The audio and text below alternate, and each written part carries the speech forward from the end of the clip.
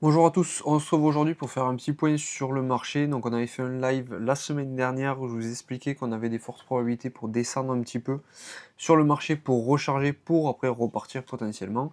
Et donc on a eu une petite baisse, on est venu sur des niveaux que je vous avais évoqués, mais pas forcément là où on voulait aller principalement. Donc aujourd'hui on va faire un petit peu le point sur qu'est-ce qui s'est passé, où est-ce que potentiellement on peut aller. Donc déjà quand on regarde donc la liquidité, hop, sur les marchés, donc vous voyez ici, alors j'essaie de le mettre en face, au moins vous avez vraiment le truc nickel. Donc le graphique là c'est le Bitcoin et les traits du jaune c'est la masse monétaire globale en circulation qui a un temps d'avance sur le Bitcoin. Et donc on pouvait voir ici qu'on avait une chute à cet endroit-là. Donc là je vais rezoomer pour que vous puissiez mieux voir à court terme. Vous voyez, on avait eu cette baisse, on avait eu cette montée et là on devait avoir cette correction. Donc vous voyez, on vient de la voir. Et en fait, ici, nous, on voulait voir des retours sur des zones spécifiques. Donc, qu'est-ce qu'on voulait voir? Je vous avais évoqué plusieurs zones la dernière fois. Les zones que je vous avais données, c'était les 100 000, donc c'est celle qu'on est venu chercher. Il y avait la zone donc du coup des 97 500 à peu près ici, donc sur le haut de cette bougie, et ça correspondait aussi au retracement de Fibonacci. Donc je vais vous le remettre parce que je l'avais enlevé. Hop. Hop, voilà, donc vous voyez, le niveau tombait pile dessus en plus, donc 97, voilà, 600 à peu près, 97 500. Et si vraiment on redescendait plus bas, on venait chercher à peu près ce niveau, et ce niveau-là, il correspondait aussi au gap CME. Donc le gap CME, hop, alors attendez, je vous le retrouve, c'est celui-là, ici. Voilà, donc c'est le fait qu'il y a un gap de cotation sur le marché des professionnels, parce que les professionnels ils travaillent que du lundi au vendredi, le week-end ça ne fonctionne pas. Donc vous l'avez ici, vous voyez le gap de cotation. Maintenant, ce qu'on peut voir, c'est qu'on en a un aussi ici. Bon, il est tout petit, donc c'est pas très grave, vous voyez. Donc potentiellement, à court terme, on peut redescendre un petit peu pour récupérer tout ça, pour repartir. Mais on va revenir sur la charte ici. Donc bon, je vais supprimer ça pour qu'on ait un peu moins d'informations dans tous les sens. Donc ça, voilà, cette zone, c'était la zone où on se disait, bon voilà, quand on sera dans cette zone-là, on recharge. Donc qu'est-ce qu'on a eu? On a eu cette baisse-là qui nous a permis de racheter un petit peu plus bas. Donc vous voyez, on est en plus venu taper pile sur la moyenne mobile qui font aussi office de support et de résistance. Et donc, moi je vous disais qu'on irait sûrement en dessous de 100 000. Et si on allait au-dessous de 100 000, c'est là où je rechargeais le gros de mon portefeuille pour les mois à venir. Ici, vous voyez les liquidités du coup qui étaient à récupérer. Elles étaient donc sur cette mèche au bout là, ici, ici et ici. Vous voyez, donc c'est-à-dire qu'ici, il y avait des gens qui étaient sur les marchés dérivés, donc les marchés des traders, qui avaient mis des leviers à l'achat, c'est-à-dire que si le prix redescendait, ben, potentiellement leur position était clôturée et ils perdaient les sommes qu'ils avaient mises. Et donc nous, l'objectif, c'était de venir faire perdre le maximum de personnes, donc c'est-à-dire venir faire perdre les gens qui étaient ici, puisque si on venait sur ce niveau-là, on enlevait tous ceux qui étaient placés sur ces zones-là, d'accord? Et donc là, qu'est-ce qu'on a eu? On est venu chercher pile poil, juste, vous voyez, un tout petit peu plus bas. Donc là, il faut vraiment que je zoome pour que vous voyez, parce que... Non mais ça... Alors attendez, parce que je fais des traits partout, sinon ça va pas le faire. Vous voyez, si je me mets pile au niveau de la bougie là, vous voyez les petits pointillés, on est à 100 794 et nous on est descendu à 100 400. Donc on peut dire que les liquidités ont été récupérées, mais moi j'attendais qu'on descende en dessous de 100 000. Donc c'est pas forcément très grave qu'on n'aille pas en dessous de 100 000, parce que dans tous les cas, les liquidités ont été récupérées. Nous, on est à peu près, on n'est pas des traders spécifiques à être à 100 € près, on va dire, sur le prix. Mais c'est pour vous dire que je vous avais dit en dessous des 100 000, on n'est pas descendu en dessous des 100 000, on est presque venu en dessous des 100 000. Et donc là, sur le groupe, je vous avais dit, bon, mais moi je rachète parce que je préfère racheter maintenant, dans le cas où on n'aille pas en dessous des 100 000, que de louper l'opportunité. Donc, alors je me suis fait un petit truc pour vous expliquer un peu tout ça. Donc la zone D de liquidité s'est récupérée. Prochaine zone de retracement, voilà, 97 500. Donc là, c'est ce que je viens de vous expliquer. Si on descend plus bas, on reviendra à peu près sur ces niveaux-là. Donc voilà, toujours pareil, je vous dis 97 500 pour avoir des chiffres ronds, mais vous voyez, c'est entre 98 et 97 500. Donc, si on redescend une fois qu'on est là, aussi bas, on viendrait potentiellement récupérer ici. Maintenant, je crois de moins en moins à ce scénario. Pourquoi je crois de moins en moins dans ce scénario? Parce que c'est ce que je vais vous expliquer après.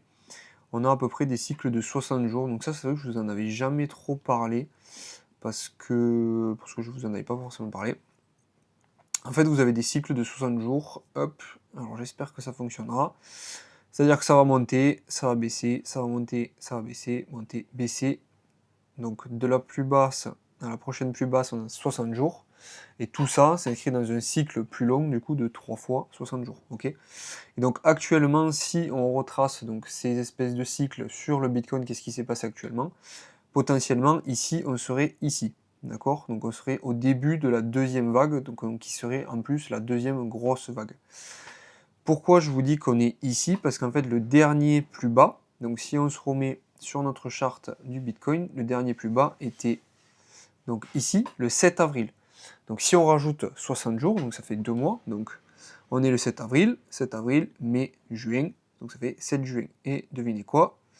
Ici, on est le 5 juin, donc vous voyez, à 2 jours près, potentiellement, on serait sur un plus bas. Donc vous voyez, ça a bien respecté vraiment le scénario, c'est-à-dire qu'on est monté, on est redescendu sur la fin, vous voyez, hop, et là, on repart.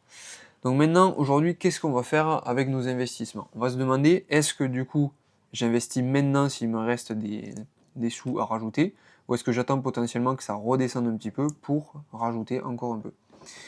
Les scénarios que je vous avais évoqués, donc du coup, étaient le retour à 100 000, c'était mon scénario favori. Vous voyez, la flèche que j'avais mise, on a quand même... bon, la flèche, ça fait déjà un moment qu'elle est là. Donc, elle a plutôt été pas mal respectée.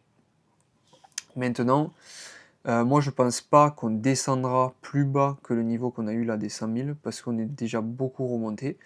Et en plus de ça, pourquoi je vous dis ça? Parce que on a eu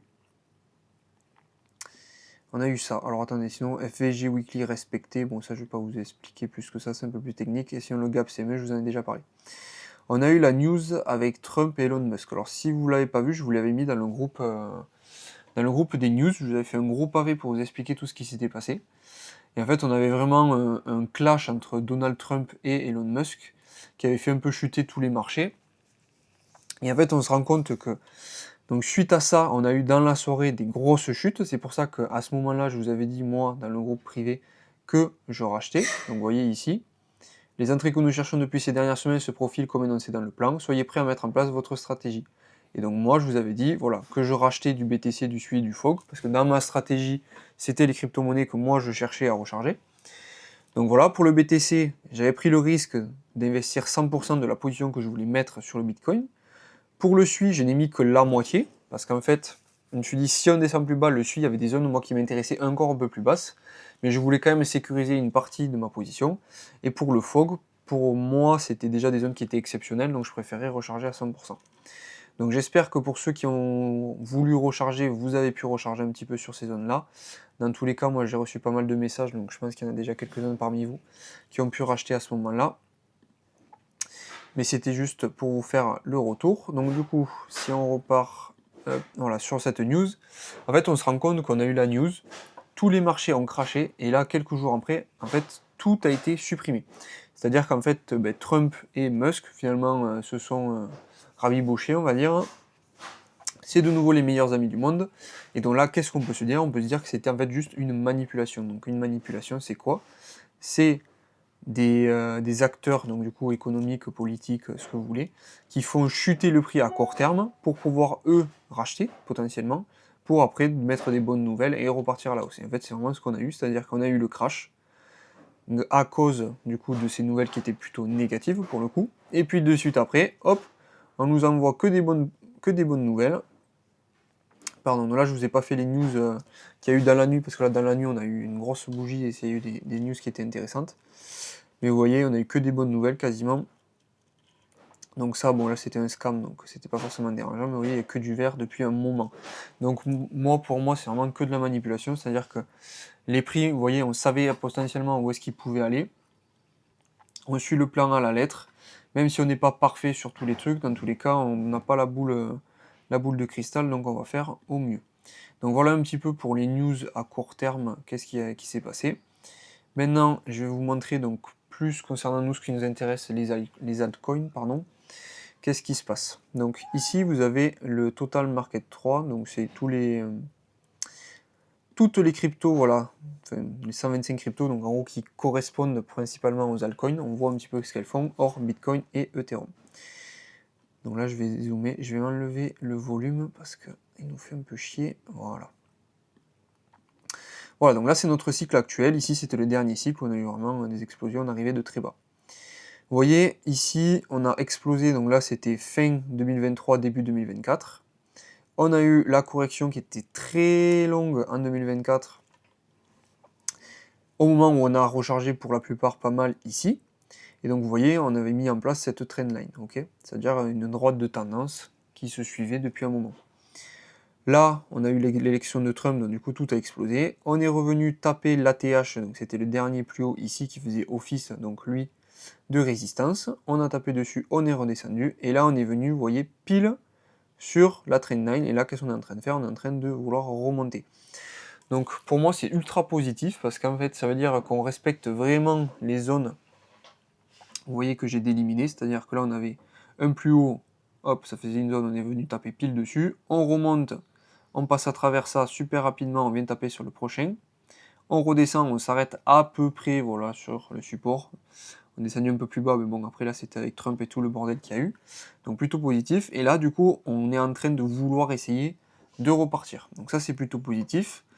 On a notre Ethereum contre BTC qui est en train de monter, donc ça je ne vous l'avais pas montré aussi forcément, mais en fait nous ce qu'on attend c'est que Ethereum surpasse la performance de Bitcoin pour déclencher ce qu'on appelle l'alt saison, donc c'est la saison où les altcoins explosent dans tous les sens, et nous c'est ce qu'on veut. Donc vous voyez que depuis très très longtemps, et si je dézoome, depuis ici 22 septembre 2022, nous ne faisons que baisser, ce qui veut dire que Ethereum sous-performe Bitcoin depuis 3 ans, facilement. Et là, dernièrement, voilà, on est venu chercher le dernier plus bas qui était sur le dernier support. On est venu toucher, et là, pouf, on est reparti. Donc là, maintenant, il va falloir surveiller que ça continue potentiellement à monter pour nous libérer de la place pour les altcoins. Si on regarde la Bitcoin dominance, donc vous voyez, on est toujours très haut. Donc on a toujours de la place pour redescendre, vous voyez. On peut toujours monter parce qu'en fait là quand le Bitcoin va monter d'après tous les scénarios que je vous avais dit, moi j'attendais que le Bitcoin vienne chercher, vous voyez ici les 130, entre 130 et 140 000 d'ici juillet, donc d'ici la fin du mois de juillet, milieu juillet, on verra. Suivant, mais toujours pareil, des cycles de 60 jours, vous voyez. Donc là ce cycle potentiellement il pourrait nous faire arriver à peu près en par là sur le haut et redescendre du coup sur le début de août, le point bas suivant, ok.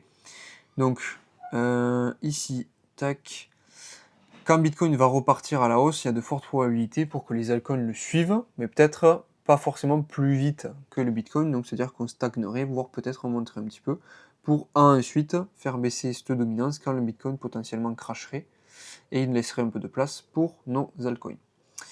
Donc voilà un petit peu pour ça. Donc sur les zones, donc vous voyez par exemple, moi j'avais rechargé SUI. Donc hop, je vais zoomer un petit peu pour qu'on voit un petit peu mieux. Voilà, moi ma zone était aux alentours des 2,7. Vous voyez, j'avais mis une alerte ici. Par contre, vous voyez, au niveau des 3, j'avais déjà un support qui moins m'intéressait. Donc j'avais préféré voilà, mettre la moitié de ma position ici et mettre la deuxième moitié si on venait ici. On n'est pas venu là, donc c'est pas grave, j'ai toujours la moitié de mon capital qui a été alloué ici, donc il me reste une partie. Mais toujours pareil, c'est pas grave si vous n'êtes pas investi à 100%, parce que des opportunités, il y en a tous les jours. Vous voyez, donc par rapport au cycle, si jamais vous n'avez pas pu avoir ça, et que là par exemple vous dites est-ce que j'achète ou est-ce que j'achète pas, potentiellement attendez qu'on remonte et qu'on redescende, et vous racheterez ici un petit peu. Par contre il faudra faire attention, parce que potentiellement on ira plus bas ensuite. Donc ça, ici c'est ce que je vous évoque, je vous disais qu'on aurait avant l'été une belle montée, donc ça serait potentiellement là, et que par contre après l'été, donc c'est-à-dire plutôt août, ça sentirait pas super bon, et ça serait plutôt quelque chose comme ça ici. Donc voilà pour ça, nos altcoins sont toujours dans tous les cas super bien positionnés. Si là vous n'êtes pas encore rentré, c'est toujours des prix qui sont excellents, vous voyez. Là on était donc début mai, on était voilà, à 4,2, aujourd'hui on a 3,3, donc c'est toujours bon. Là sachant que c'est sur du SUI, donc c'est du gros. Le Tao, vous voyez, bon, il a déjà bien remonté, mais on est toujours sous les niveaux de début mai. Pareil pour FET, pareil pour Render. Render qui est sur des super bons prix encore, donc voilà, vous pouvez y aller tranquille. Le Injective, il est à 13, donc pareil, c'est bon. Le Jupiter, il mange un peu... pas top. Si vous voulez recharger, vous pouvez, mais je suis toujours pas super optimiste, enfin moins qu'avant sur le Jupiter. Le RSR, toujours bon, il est sur des super bons prix, donc ça c'est toujours ok. Et tout le reste, moi je vais pas passer sur tous, mais vous avez compris, dans tous les cas, c'est toujours des bons prix intéressants. Concernant les mêmes coins un petit peu plus risqués, on va faire le point rapidement. Alors, c'est en train de s'ouvrir. Hop, Finarbor Low Cap. Donc là, c'est toutes les crypto-monnaies que je vous avais mises. Vous voyez le FOG, donc moi que j'ai rechargé personnellement. Hop, pareil, donc là je vous l'avais dit, au-dessous des 0,5, pardon, qu'il fallait recharger. Donc voilà, je vous avais mis cette zone. Dans le dernier live, je vous avais dit 0,5. Voilà, ben, il est descendu à 0,48, 0,5, juste un petit peu au-dessous. Donc pareil, là moi j'ai rechargé ici parce que pour moi c'était intéressant. Évidemment, on n'a pas des probabilités à 100%, donc c'est-à-dire qu'on aurait pu descendre plus bas, mais c'était toujours intéressant. Donc vous voyez, le prix est à 0,6, moi j'ai mon prix moyen d'entrée qui est à 0,66. Donc vous avez toujours des prix qui sont intéressants si vous voulez prendre une petite position sur les cryptos. Beaucoup plus risqué, là toujours pareil, je le répète bien, tout ce qui est dans cette liste, c'est du très risqué. Donc voilà pour ça, vous avez le i16Z, je ne l'ai pas rechargé là parce que je préférais mettre sur le FOG. Mais vous voyez, pareil, mon PRU est un petit peu plus haut, donc pareil, vous avez toujours des très bons prix d'entrée. Pour la plupart, c'est pareil, ils ont déjà bien monté, mais vous voyez que dès qu'on a une petite montée du Bitcoin, vous voyez les prix ici, plus 9%, plus 5, plus 9, plus 12, plus 4, etc. Et ça, c'est en juste 24 heures. Donc si vous arrivez à vous positionner sur des crypto-monnaies comme ça, sur des niveaux assez bas, donc vous voyez, c'est très volatile, ça monte, ça descend dans tous les sens, et de façon très violente, c'est-à-dire que par exemple, d'ici à ici, il y a 270%, donc ça fait presque x4. De là à là, vous avez moins 40%, donc voilà, de la volatilité très très élevée. Par contre, si vous avez des bons prix d'entrée, et si ça remonte sur des niveaux intéressants, vous pouvez très vite faire des sous.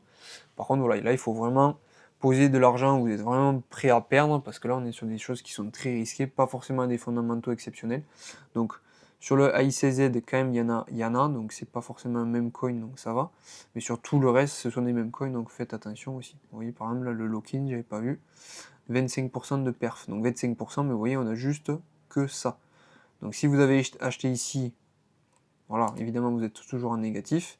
Par contre, si vous achetez dans tout ça, le jour où ça repartira, ben, potentiellement, vous aurez des très bons prix de revient. Voilà un petit peu aujourd'hui sur le point que je voulais vous faire. Donc là, potentiellement, on va monter un peu un escalier, monter, descendre, mais je pense pas qu'on redescende beaucoup plus bas à court terme, sauf si vraiment mauvaise nouvelle.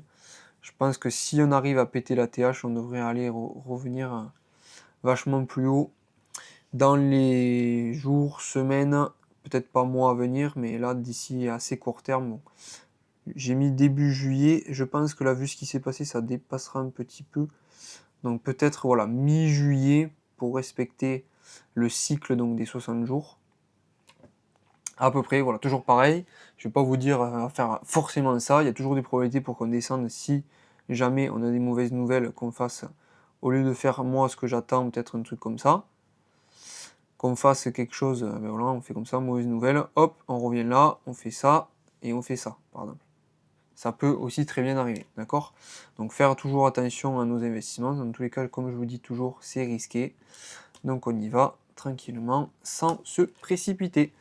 Voilà un petit peu pour aujourd'hui. Si vous avez des questions, comme d'habitude, vous n'hésitez pas, vous posez sur le groupe. Vous venez ici, questions, et vous n'hésitez pas, parce qu'il n'y en a pas beaucoup qui posent des questions. Je sais que tout le monde vous regardez à fond les questions, mais n'hésitez pas franchement à poser des questions, parce que vous m'avez à disposition, donc c'est tout bénéf pour vous. Vous pouvez poser vos questions sans vous préoccuper du regard des autres. Tout le monde est là pour apprendre à son rythme. Voilà, passez une bonne journée. On se retrouve dans la prochaine vidéo.